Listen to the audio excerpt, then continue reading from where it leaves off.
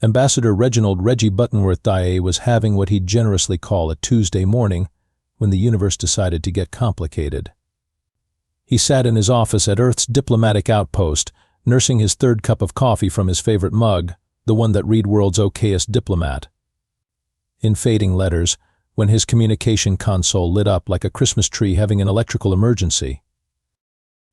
Incoming transmission from the Galactic Council of Sophisticated Beings, his AI assistant announced with the kind of artificial enthusiasm that made Reggie wonder if someone had programmed it to be patronizing on purpose. "Oh joy," Reggie muttered, straightening his tie that had somehow managed to collect coffee stains before 9 a.m. The space Hoa finally decided to acknowledge we exist. The holographic display flickered to life, revealing what appeared to be a slug that had been hit by a rainbow and decided to make it everyone else's problem. The creature oozed dignity the way slugs ooze everything else, which is to say messily and with questionable results. "Greetings, primitive carbon-based entities of the third celestial body orbiting your unremarkable yellow star," and the slug announced with the kind of pompous authority usually reserved for middle managers explaining why the office coffee machine was broken again. "I am Overlord Magnificus, speaker for the Galactic Council of Sophisticated Beings, keeper of cosmic etiquette, and distributor of helpful behavioral suggestions." Reggie blinked slowly. "Well, that's not pretentious at all. Your species has recently achieved what you quaintly call faster-than-light travel, though I must note your methods lack the elegant sophistication we've come to expect from truly civilized beings. Nevertheless, the Council has voted after extensive debate and several emergency sessions to extend you an invitation to join our galactic community."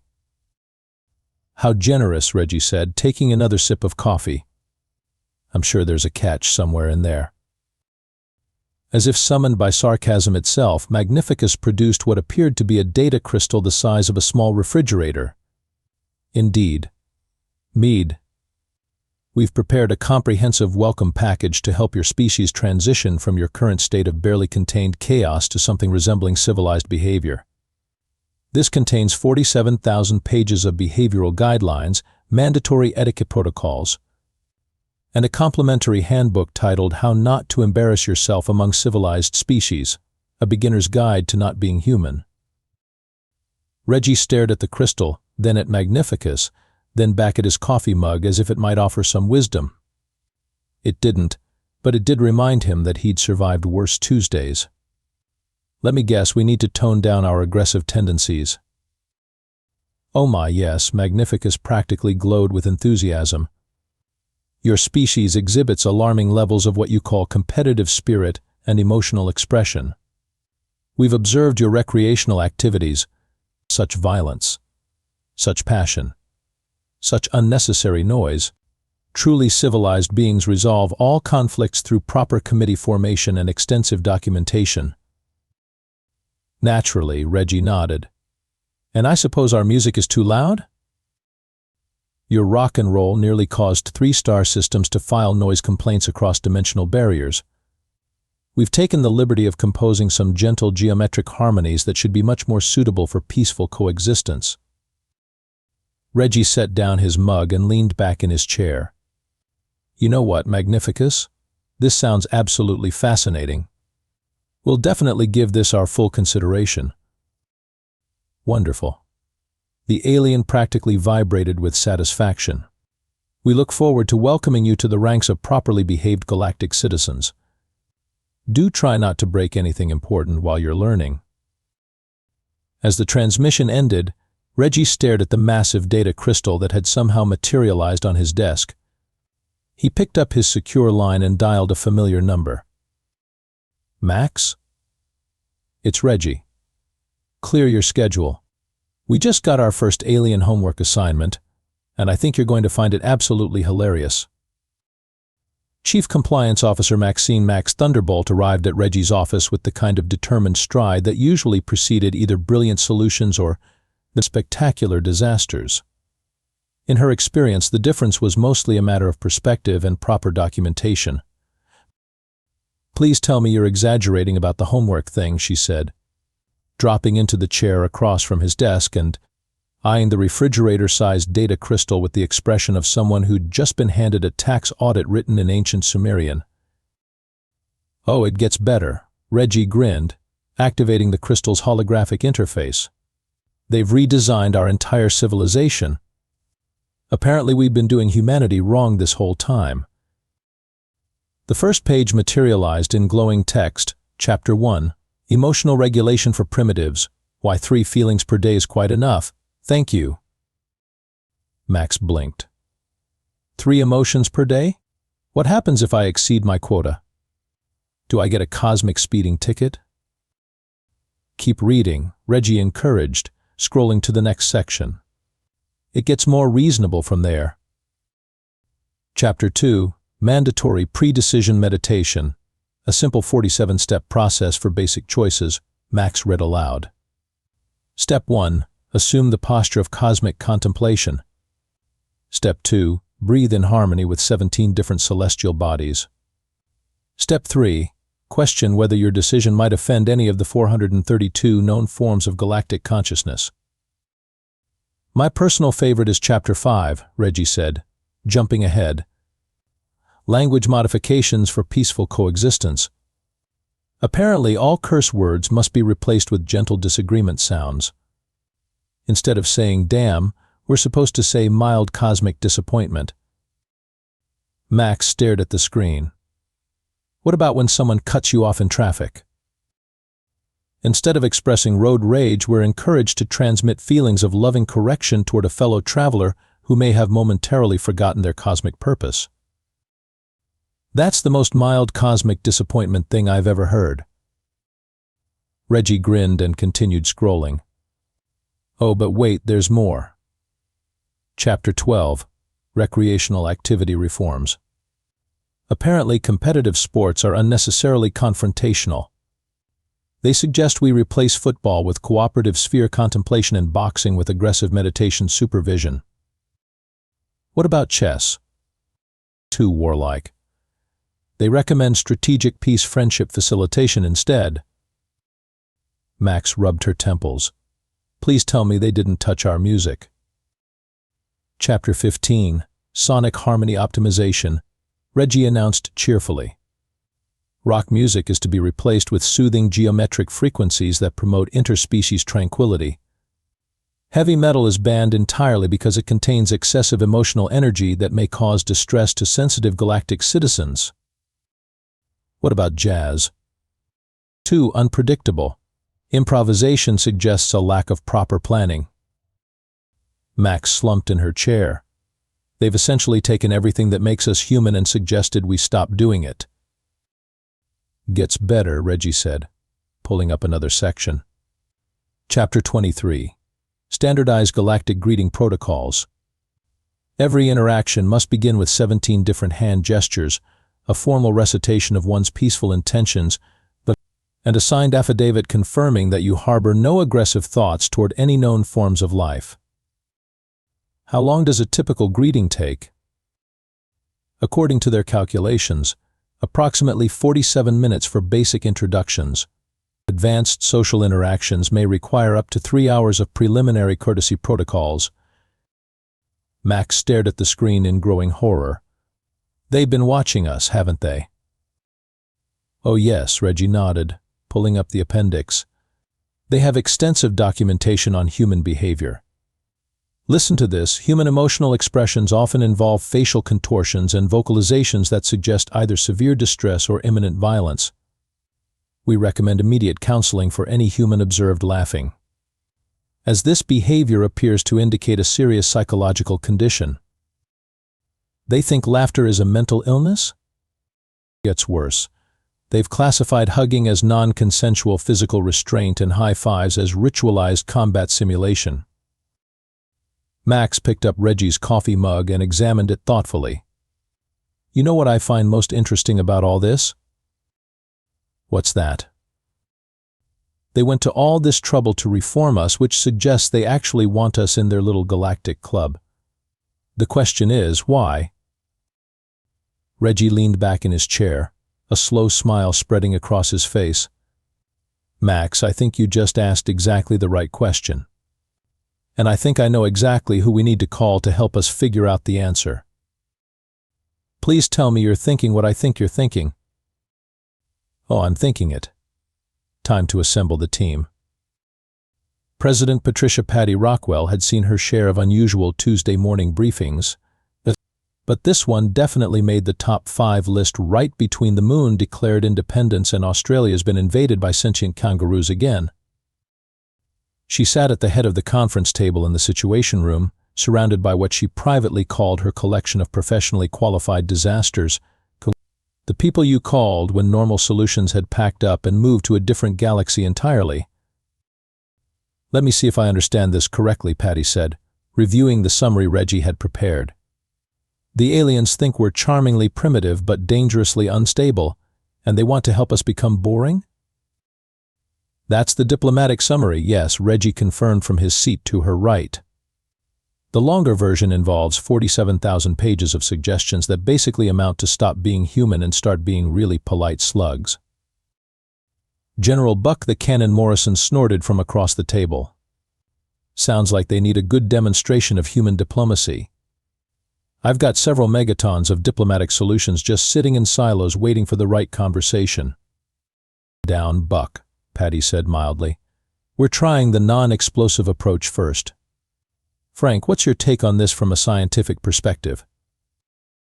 Dr. Franklin Frank Wiseguy pushed his glasses up his nose and grinned with the kind of expression that usually preceded either breakthrough discoveries or insurance claims. Well, from a xenobiological standpoint, this is fascinating. They're clearly advanced enough to monitor us without detection, sophisticated enough to develop faster-than-light communication, but they apparently think laughter is a disease and competitive sports are acts of war. Meaning? Meaning they've probably never encountered a species quite like us. Most civilizations either destroy themselves before reaching interstellar capability, or they become so risk-averse and committee-focused that they lose all capacity for creative problem-solving. We're apparently the first species they've met that managed to become space-capable while maintaining our complete inability to sit still and behave properly. Communications specialist Jenny Jinx Sparklebottom looked up from her tablet, where she'd been taking notes in what appeared to be 17 different colors of ink. From a PR perspective, this is either a complete disaster or the greatest opportunity in human history, depending on how we frame it. Explain, Patty said. Well, they clearly want something from us, otherwise why bother with the reform package? They could just ignore us or blow us up. But they're trying to civilize us first, which suggests they think we have value exactly as we are, even if they don't want to admit it. Max leaned forward. So what are our options? Patty tapped her fingers on the table, a habit that had survived 3 decades of political training designed to eliminate all interesting human behaviors. As I see it, we have 3 choices. Option 1, we comply completely, turn ourselves into galactic suburbanites and spend the rest of human history filing proper paperwork before expressing any emotions. Buck made a face like he'd been asked to surrender his entire weapons collection. I hate option 1. Option 2, we tell them exactly what they can do with their suggestions, maintain our complete human chaos, and prepare for whatever diplomatic or military consequences follow. I like option 2 better, Buck said, brightening. Option 3, Patty continued, is the most interesting. We accept their invitation enthusiastically, thank them profusely for their guidance, and demonstrate our commitment to galactic citizenship by showing them exactly what civilized human behavior looks like. The room went quiet as everyone processed this.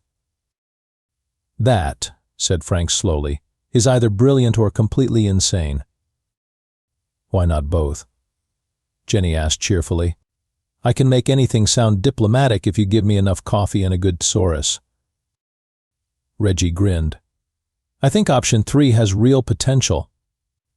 We show them that we're absolutely committed to being model galactic citizens, the human version of model galactic citizens, which involves malicious compliance raised to an art form, Max said, understanding dawning in her voice. We give them exactly what they ask for, in the most thoroughly human way possible. Patty nodded.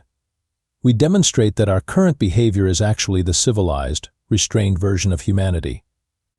And if they'd prefer to see what unrestrained humanity looks like, we're happy to provide a demonstration.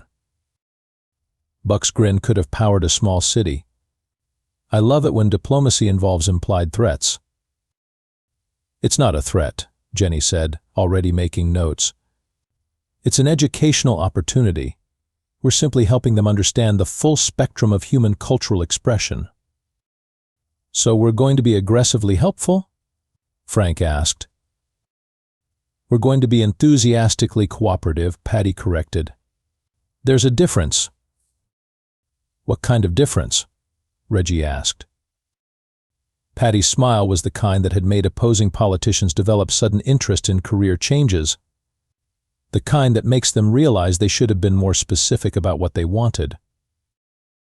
The team spent the next several hours crafting what Jenny proudly declared was the most politely threatening document in human history.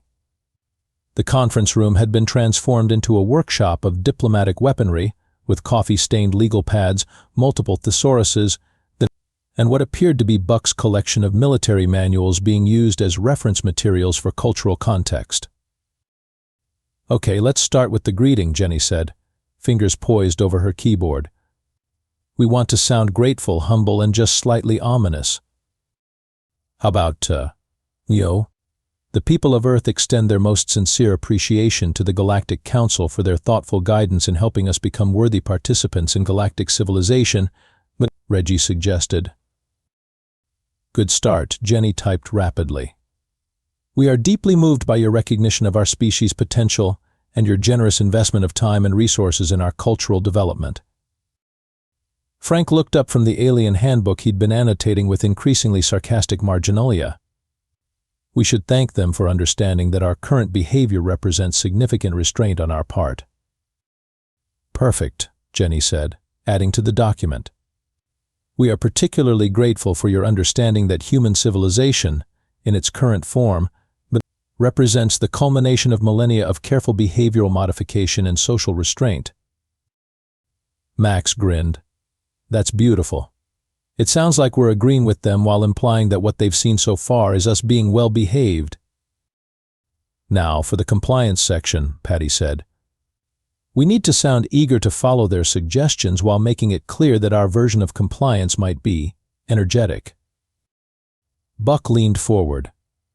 How about something like, we are excited to demonstrate our commitment to galactic citizenship through practical application of your recommended behavioral modifications. Ooh, I like practical application, Jenny said, typing. It sounds so innocent, but it could mean literally anything. Frank had been working on the scientific justification section. I've been thinking about how to present human nature as a feature rather than a bug. Listen to this, human competitive instincts, which your guidelines helpfully identify as requiring moderation, represent sophisticated adaptive mechanisms that have enabled our species to develop creative solutions to complex challenges. Translation, we're good at fighting because it makes us good at problem solving, Reggie said approvingly. Exactly.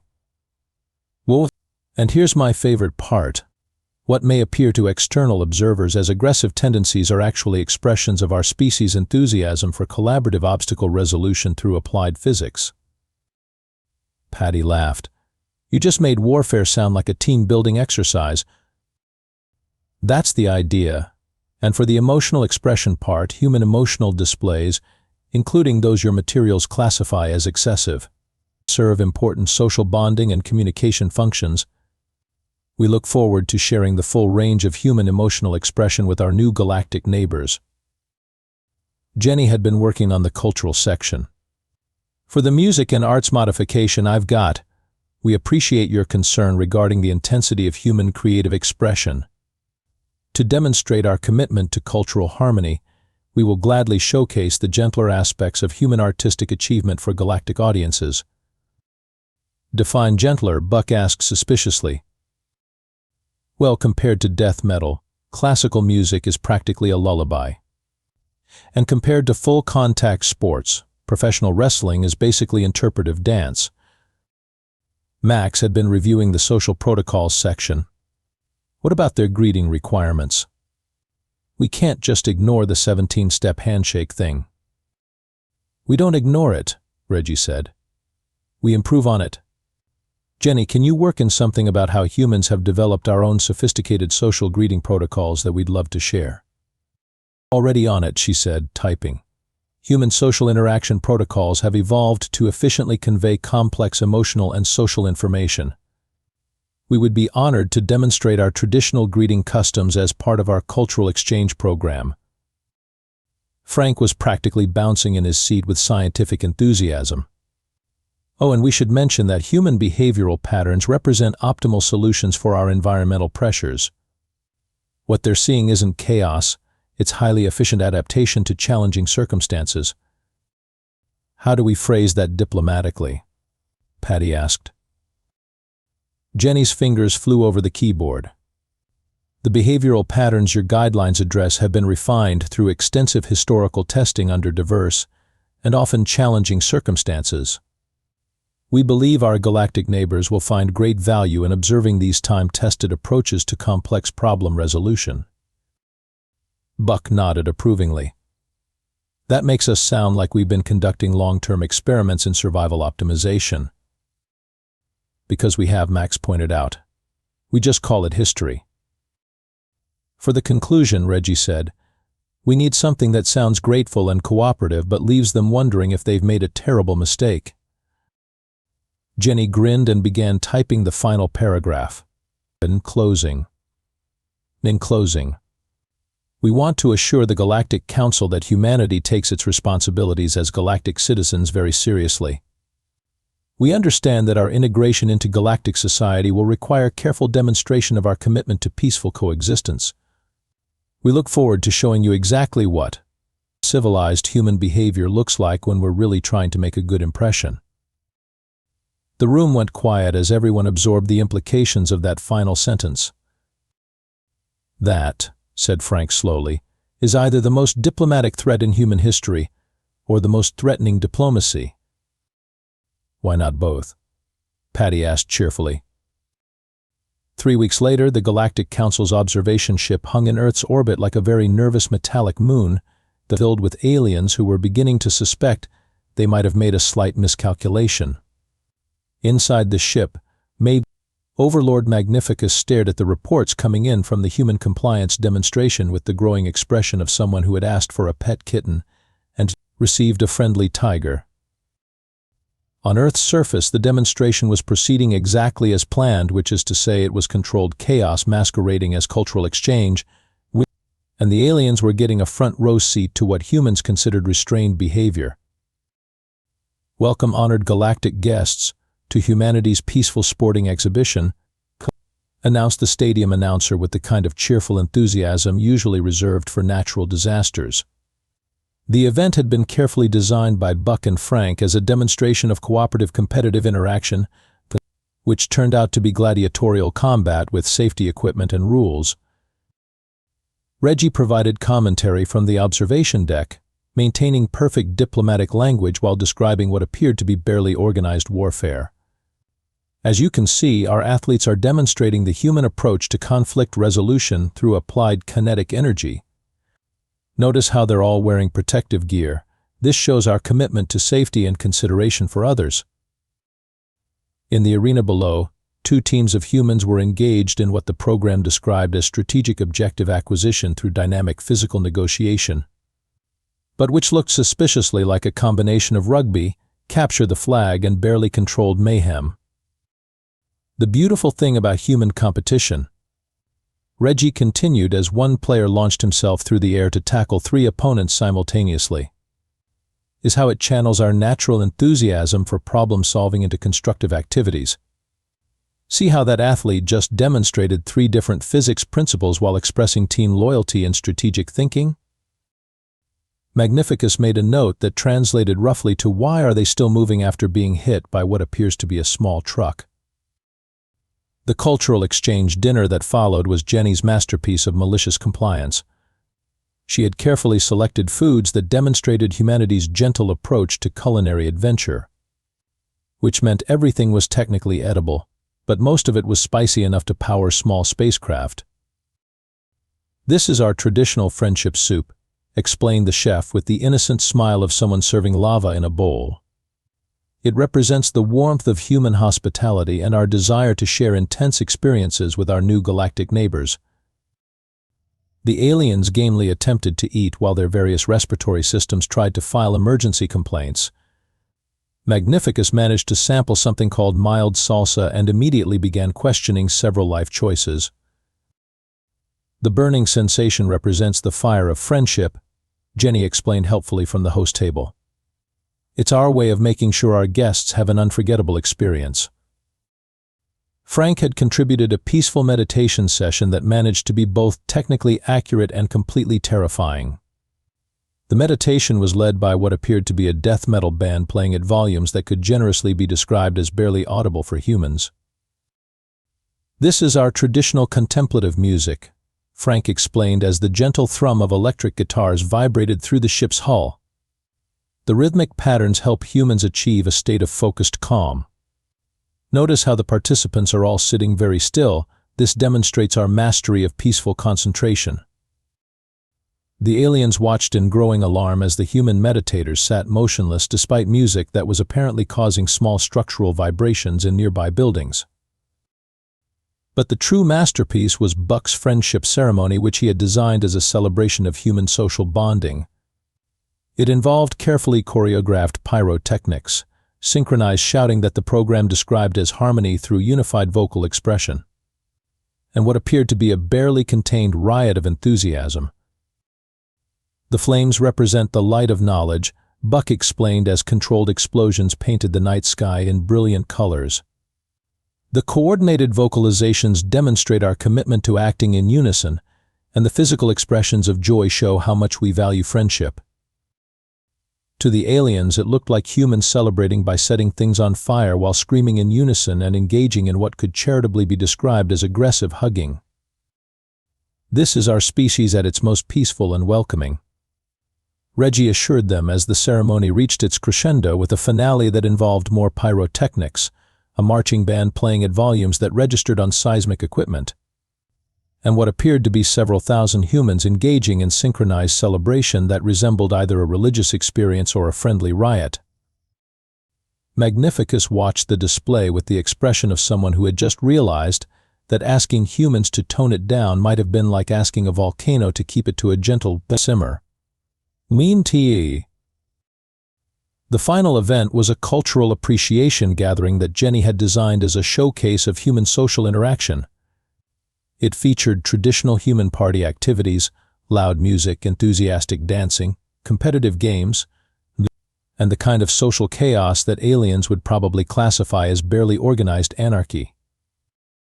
"Notice how our citizens are all expressing joy in their own unique ways," Jenny pointed out as humans engaged in activities ranging from karaoke to arm wrestling to what appeared to be group interpretive dance involving glow sticks. This demonstrates the beautiful diversity of human emotional expression within a structured social framework. As the demonstration concluded and the last of the celebratory fireworks faded from the sky, Magnificus found himself staring at a species that had just demonstrated their commitment to civilized behavior. Through what appeared to be the most energetic display of restrained chaos he'd ever witnessed. The truly terrifying part was that the humans seemed to consider this a quiet evening of polite cultural exchange. The emergency session of the Galactic Council convened with the kind of urgency usually reserved for supernovas or accidentally awakening ancient cosmic entities. Overlord Magnificus stood before the assembly of sophisticated beings, his usual confidence replaced by the shell-shocked expression of someone who had asked to see the manager and discovered the manager was a force of nature. "Esteemed colleagues," Magnificus began, his voice carrying just a hint of what humans would recognize as barely controlled panic. "I believe we may have made a slight miscalculation regarding the human integration project." The council chamber, a magnificent structure designed to showcase the quiet dignity of advanced civilizations, hummed with the kind of nervous energy that suggested everyone was having second thoughts about their life choices. "The humans have responded to our guidance," Magnificus continued, consulting his notes with the careful attention of someone reading a disaster report. with what they describe as enthusiastic compliance. They thanked us profusely for helping them understand galactic expectations and assured us they were committed to demonstrating their most civilized behavior. "And?" prompted Counselor Serenitas, a crystalline entity whose entire species communicated through color changes and had never experienced anything louder than a gentle chime. "They organized a cultural demonstration to show us their interpretation of peaceful, restrained human behavior." Magnificus paused, apparently struggling to find words that could adequately convey the experience. "I believe the technical term for what we witnessed would be controlled pandemonium with good intentions." The council exchanged what passed for worried glances among species that didn't all have recognizable faces. Their peaceful sporting event involved what appeared to be ritualized combat with rules. Their cultural dinner featured food that seemed to be designed as a test of survival skills. Their meditation session was accompanied by what I can only describe as aggressively harmonious sound waves. And their friendship ceremony appeared to involve controlled explosions and coordinated celebration that registered on planetary seismic sensors. Counselor Tranquillus, whose species had achieved perfect peace by eliminating all forms of excitement from their society, dimmed noticeably. "Are you suggesting that what we observed was their restrained behavior?" "That, Diao," said Magnificus with the tone of someone delivering particularly unwelcome news, "is exactly what I'm suggesting. They repeatedly emphasized that they were demonstrating their commitment to civilized conduct and peaceful interaction, the implication being that this represents their controlled, socially acceptable behavior." A ripple of unease passed through the chamber as the implications sank in. Back on Earth, Reggie was enjoying what he considered a successful morning when his communication console chimed with an incoming priority transmission. He settled back in his chair with his coffee mug and a satisfied smile. Ambassador Buttonworth Magnificus appeared on the holographic display, looking significantly less pompous than he had 3 weeks earlier. "I hope this message finds you well." "Quite well, thank you," Reggie replied cheerfully. "We've been reviewing your cultural guidelines and preparing additional demonstrations of our commitment to galactic citizenship. Would you like to see our interpretation of your suggested recreational modifications? We've been working on some fascinating variations of competitive cooperation." That's actually why I'm calling," Magnificus said quickly. "The Council has been reviewing your cultural demonstration, and we've reached some important conclusions." "Oh, good. We were hoping you'd found it educational." "Very educational," Magnificus agreed with the fervor of someone who had learned things they couldn't unlearn. "In fact, we've decided that perhaps our initial guidance was overly specific. The Council has reconsidered our position on human cultural integration." "Really? How so?" "We've realized that cultural diversity is one of the galaxy's greatest strengths," Magnificus said, reading from what appeared to be hastily prepared notes. "Each species brings unique perspectives and approaches to galactic civilization, and it would be wrong of us to suppress the natural expressions of any culture." "That's very enlightened of you," Reggie said, maintaining a perfectly diplomatic tone while internally celebrating what was clearly a complete alien policy reversal. "Yes, well," the Magnificus continued, "we believe that humanity's existing cultural patterns represent a valuable contribution to galactic society. Your species' approach to problem-solving, social interaction, and recreational activities offers perspectives that could benefit the entire galactic community." "You're saying we should continue being ourselves?" "We're saying that your authentic human behavior is perfectly adequate for galactic citizenship. In fact, we think other species might learn from humanity's unique approach to challenges." Reggie leaned back in his chair, grinning broadly. "That's wonderful to hear. We were prepared to do whatever was necessary to meet your expectations, but it's gratifying to know that our natural approach to things is acceptable." "More than acceptable," Magnificus assured him hastily. We've updated our integration protocols to classify humanity as culturally autonomous with a special notation that other species should approach human cultural exchange with appropriate preparation. Preparation? Just some basic safety guidelines and mental preparation protocols. Nothing major.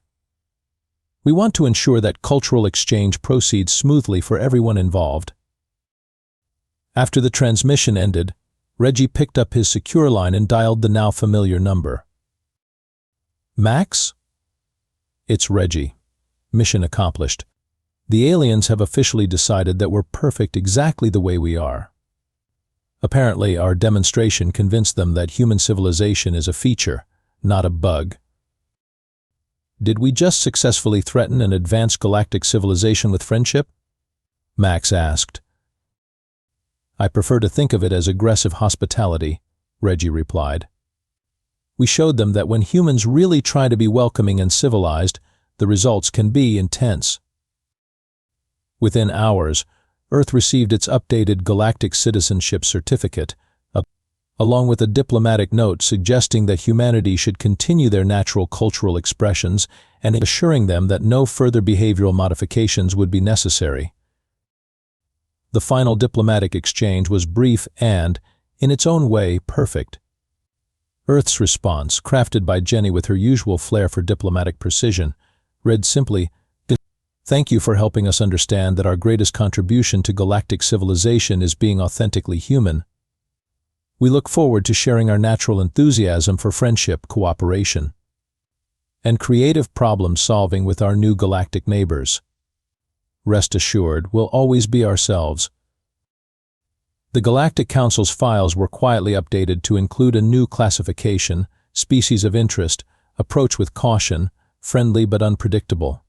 Cultural integration successful. No further modification recommended or desired.